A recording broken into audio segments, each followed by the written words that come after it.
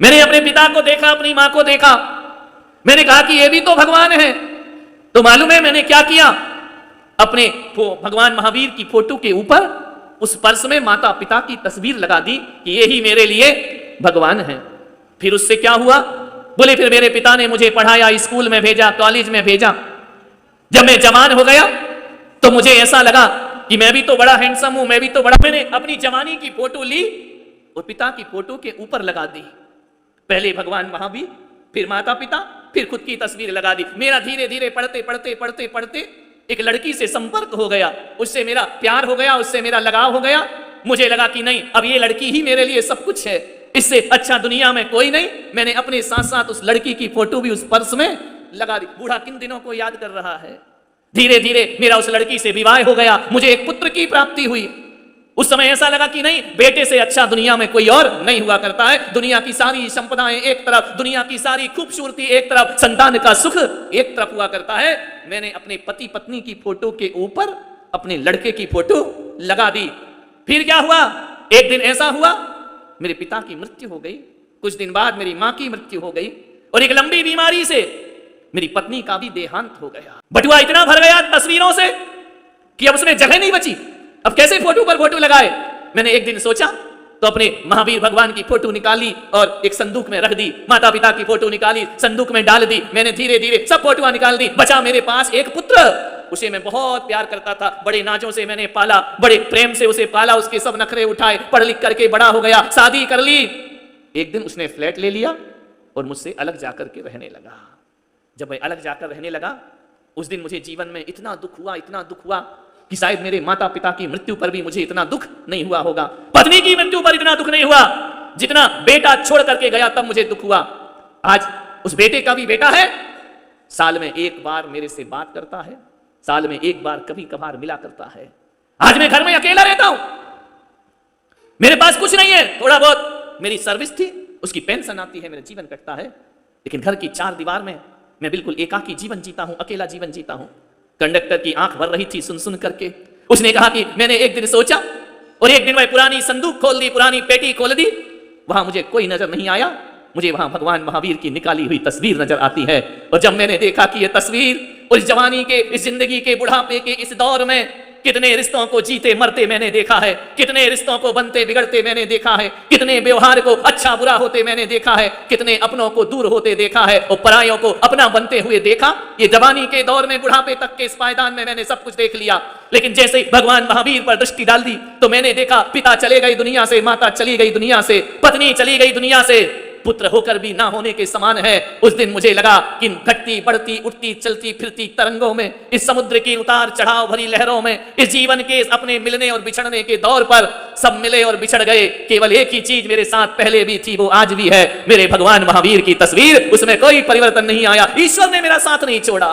जैसा शुरुआत में मैंने ईश्वर का दामन बिना इच्छा के थामा था पिता की आज्ञा से, आज मुझे लगा कि मेरे पिता मरने के बाद भी मुझे धन दौलत दे गए या ना दे गए, भगवान महावीर के नाम की दौलत मुझे दे करके गए हैं। और आज मुझे लगता है कि जीवन में कोई सच्चा और अच्छा साथी कोई है तो मेरा परमात्मा मेरा साथी है, मेरा भगवान मेरा साथी है। अब मैं यही सोचता हूं कि अब जो शेष सांसें बची हैं वो ना बेटे के लिए, ना माँ बाप के लिए, ना बच्चों के लिए, मेरी जितनी भी सांसें बची हैं वो मेरे परमात्मा के लिए होना चाहिए, मेरे धर्म के लिए होना चाहिए, मेरे भगवान के लिए होना चाहिए।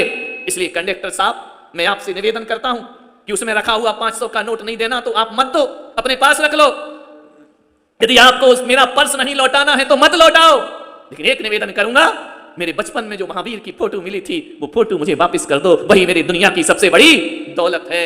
छल छल आंसू बहे उस कंडक्टर के और उसने कहा कि अब मुझे विश्वास हो गया कि बटुआ किसी और का नहीं दादाजी, ये बटुआ तुम्हारे जैसे आस्थावान लोगों का होना चाहिए, ईश्वर को भजने वालों का होना चाहिए, ईश्वर के गुण गाने वालों का होना चाहिए। और उसने वह पर्स दादाजी के हाथ में रख दिया। दादाजी का हृदय भर आया और उन्हें लगा कि सचमुच सही कहते थे मेरे पिता कि दुनिया में सच्चा साथी यदि कोई है तो अपना भगवान ही अपना सच्चा साथी हुआ। कभी उस भगवान ने साथ नहीं छोड़ा। चाहे तुम मंदिर आओ तो भी भगवान तुम्हारे साथ है, नहीं आओ तो भी भगवान तुम्हारे साथ है, पूजो तो भगवान तुम्हारे साथ, ना पूजो तो भगवान तुम्हारे साथ। लेकिन हम भक्तों का इतना फर्ज और दायित्व और कर्तव्य बनता है, जो हर पल हमारे साथ रहता है ना, थोड़ा साथ हमें भी उसका देना चाहिए, उसके बीच बैठकर भगवान का गुणगान करना चाहिए। आज सारी दुनिया में सोशल वर्क चल रहा है, लोग कहते हैं कि रक्तदान बहुत बड़ा दान है, बहुत बड़ा धर्म है। लेकिन आज मैं देखता हूं रक्तदान होगा, अच्छी चीज है, करना चाहिए, मेरा कोई विरोध नहीं है। लेकिन रक्तदान से भी बड़ा आज परिवार में वक्तदान की बहुत जरूरत हो गई है। लोगों के पास वक्त नहीं है।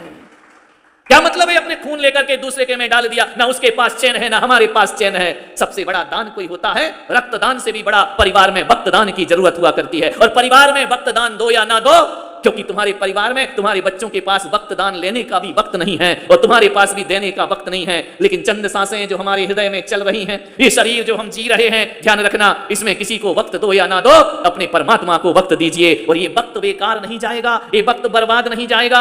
जन्म जन्म में कोई साथ रहे या ना रहे, जिस परमात्मा को वक्त दिया है हर जन्म में वो हमारे साथ रहा करता है। ध्यान रख, दो ही चीज ध्यान रखना जीवन में। एक सूत्र दे रहा हूं, दो चीज का बहुत ध्यान रखो। सबसे पहले अपने शरीर का ध्यान रखो। 24 घंटे कौन है हमारे साथ? रिश्तेदार, भाई बंधु, नौकर चाकर। 24 घंटे कौन है? सोते जागते उठते बैठते खाते पीते नहाते धोते आते जाते, कुछ भी करो, होश में बेहोश में, सुख में दुख में, आशा में निराशा में, कौन है हमारे साथ 24 घंटे? हमारा शरीर हमारे साथ हुआ करता है। सारे लोग बदल जाएंगे, शरीर हमारे साथ साथ रहेगा। तुम सम्राट भी बन जाओ तो शरीर तुम्हारे साथ है, और भिखारी भी बन जाओ तो भी शरीर तुम्हारे। शरीर से खिलवाड़ मत करना, शरीर को बहुत संभाल करके रखना, क्योंकि जिस दिन शरीर गड़बड़ हो गया ना, उस दिन सब रिश्ते नाते बेकार हो जाया करते हैं।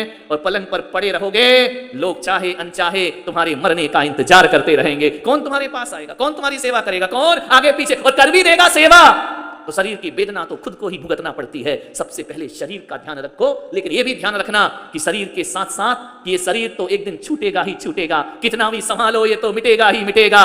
और शरीर के बाद यदि किसी का ध्यान रखने की जरूरत है तो अपने भगवान का ध्यान रखने की बहुत जरूरत है, परमात्मा का ध्यान, उसके ध्यान में रहो। ये जो चातुर्मास हो रहा है, पहली बार चातुर्मास में इतने विधान हो रहे हो, 120 विधान है, ध्यान रखें, प्रतिदिन विधान होता है। शुभोपयोग में लीन होते हैं हम, धर्म ध्यान में लीन होते हैं हम, सामूहिक विधान कराते, हजारों लोग आ जाते, लेकिन कोरोना के कारण हमें हजारों की भीड़ एकत्रित नहीं करना है, हमें उसकी मनुष्य की जिंदगी का भी ख्याल रखना है, सांसों का भी ख्याल रखना। इसलिए हमने विचार किया प्रतिदिन यहां भगवान की आराधना होगी, पूजा होगी, एक एक परिवार आकर के पूजा करेगा। आज आप सिलवासा के लोग, मुंबई के लोग आकर के पूजा कर रहे हैं, भगवान की आराधना कर रहे हैं। विचार करिए, आप सोचना है आपको, प्रतिदिन नए नए लोग आएंगे, भगवान की पूजा भक्ति करेंगे। 120 विधानों का यहां पर आयोजन हो रहा है। आप सबके माध्यम से, आप पुण्य कमाए नहीं कमाए वो आप जाने, लेकिन आप सब भक्तों के माध्यम से हमको शुभोपयोग का अवसर प्राप्त हो रहा। वरना पूरे दिन कौन विधान है? मैं पूरा दिन ध्यान रखना, सुबह से शाम तुम्हारे साथ हूं, तुम्हारे साथ नहीं हूं। तुम खुश हो कि महाराज ने बहुत टाइम दिया, महाराज बहुत हमारे साथ रहे, लेकिन हकीकत में व्यवहार से हम तुम्हारे साथ हैं और निश्चय में तो हम अपने परमात्मा के साथ हैं, अपने भगवान के साथ है। यहां वहां की बातों में समय गुजारने से अच्छा है भगवान की भक्ति में अपना जीवन गुजरे। तो आइए यहां पर अपन श्रेयांसनाथ भगवान की आराधना करने का सौभाग्य अर्जित कर रहे हैं। इसे मजबूरी ना समझें कि मीना जी ने बुलाया, आ गए, अब क्या करें, बैठना पड़ेगा, करना पड़ेगा, टाइम तो हमारे पास है नहीं। ये काम निर्जरा मत करो, ये बोलो कि उनके माध्यम से हमको भगवान के गुणगान करने का सौभाग्य और पुण्य अर्जित हुआ है। यहाँ बैठकर भगवान की हमें भक्ति करना है। यार दोस्त होते, मॉल में ले जाते, टॉकीज में ले जाते, यहाँ वहां घुमाते,